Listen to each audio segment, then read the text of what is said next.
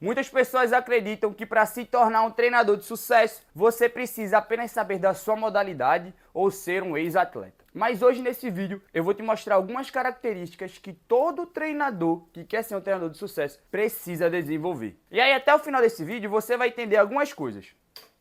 O que um treinador precisa realmente saber e desenvolver, e aí envolvendo desde entender a sua modalidade, desde entender o esporte que ele ensina, até entender coisas mais envolvidas com a metodologia de ensino. Mas fica até o final desse vídeo que você vai sair daqui completamente diferente de como você entrou. Quando a gente fala de treinamento, de treinador, a gente lembra daquela pessoa que está ali na quadra gritando e mandando os exercícios. Mas, na verdade, um treinador ele tem que criar um ambiente de aprendizagem. E aí eu vou te mostrar o seguinte. Aqui nesse modelo está o treinador com o LeBron James. Ele não está apenas passando exercícios para ele repetir. Ele teve que observar ele treinando, analisar e aí criar um ambiente de aprendizagem para poder desenvolver tantas as capacidades que são mais limitadas deles e continuar desenvolvendo as capacidades que já são as melhores. E aí agora a gente vai para a primeira característica que você que é treinador de invasão precisa aprender, que é invasão. Preste atenção. Isso aqui é porque a gente está trabalhando com modalidades de invasão, mas você que é treinador precisa entender qual é o tipo de esporte que você ensina. E aí, por que eu vou dizer qual é o tipo de esporte? Porque muitas pessoas que têm um pensamento leigo acreditam que esporte é tudo igual, mas não é. A gente tem esporte de rede, esporte de taco, esporte de invasão, e aí eu vou te explicar basicamente. Lembra, treinador? Isso aqui é um resumo de tudo que você precisa estudar. Então, basicamente, o esporte de invasão é um esporte onde tem duas equipes sempre brigando entre invadir um campo, defender o campo e invadir o adversário. Por isso, invasão. E aí lembrando que o objetivo é sempre fazer um ponto ou gol. E existem alguns exemplos, como esses daqui.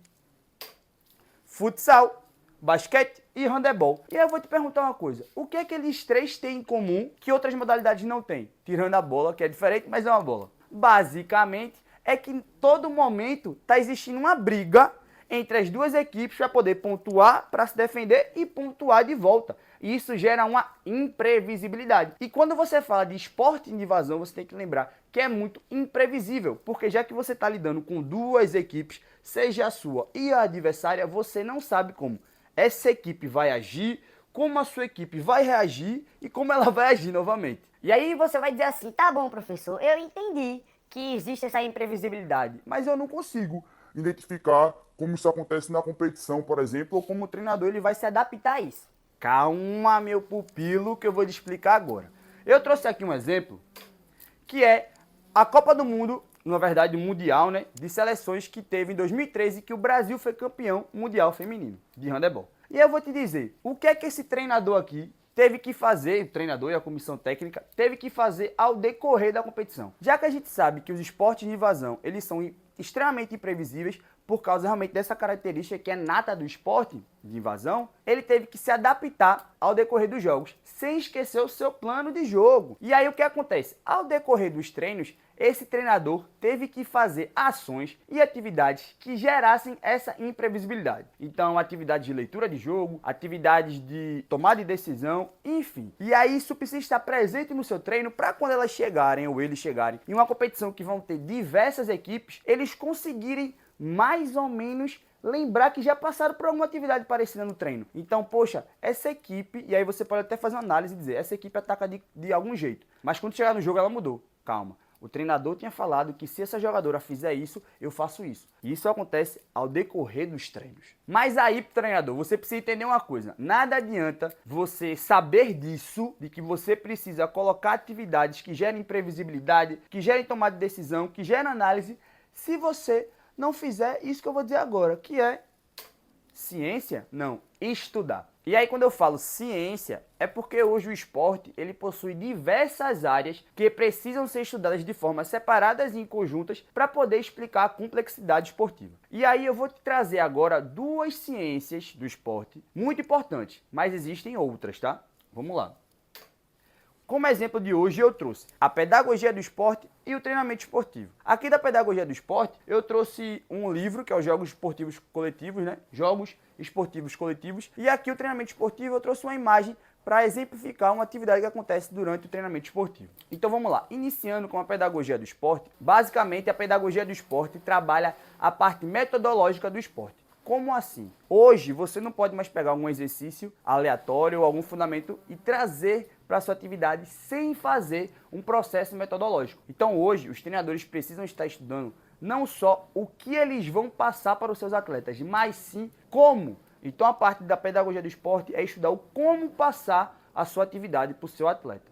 E já quando a gente vai para o treinamento esportivo, a gente está falando de capacidades físicas. Então, como eu vou trabalhar as capacidades físicas do meu atleta na modalidade específica para gerar um desempenho esportivo.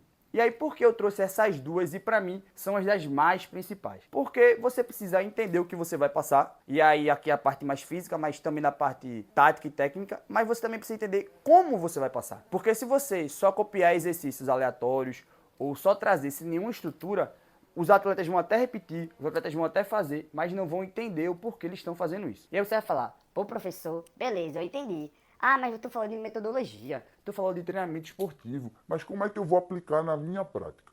Calma, eu trouxe um exemplo de um treinador de alto nível que faz isso no seu dia a dia e gera bons resultados, que é Pep Guardiola. E aí você pode me perguntar, por que você trouxe Pep Guardiola especificamente como exemplo? Calma que eu vou te explicar. Primeiro porque ele é um dos treinadores que mais tem títulos, eu acho, independente da modalidade. E também porque se você for analisar os treinos dele que tem no YouTube, você vai ver que ele não faz atividades apenas analíticas ou apenas com um estímulo. Isso acontece pelo tempo que ele se dedicou a estudar a metodologia de treino, no caso a pedagogia do esporte, para poder entender o como e por que passar aquilo que ele quer passar para os seus atletas para entender o seu plano de jogo. Porque a pedagogia do esporte é de extrema importância para você ensinar o que você quer que os atletas aprendam. Então, sempre lembrem disso. Mas aí, nada adianta saber qual é a tua modalidade, saber qual é o teu esporte, saber o que tem que ensinar se tu continua cometendo esse erro, que é ficar preso ao passado. Mas antes da gente ir para essa característica que é sobre ficar preso no passado,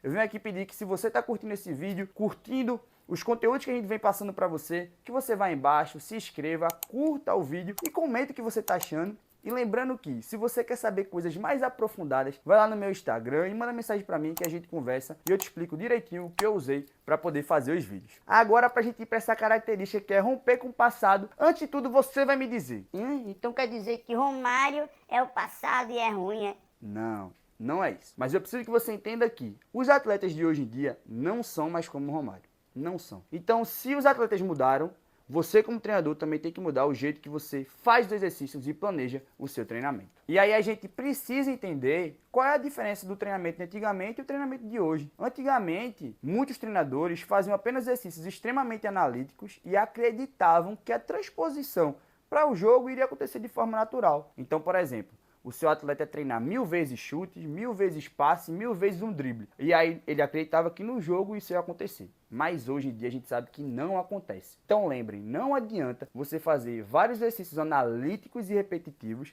se quando o seu jogador for jogar ele vai encontrar um ambiente caótico. E aí calma, eu não estou dizendo que não é para existir exercício analítico. É para existir sim, mas precisa existir um equilíbrio entre um e o outro. E eu vou te dar um exemplo.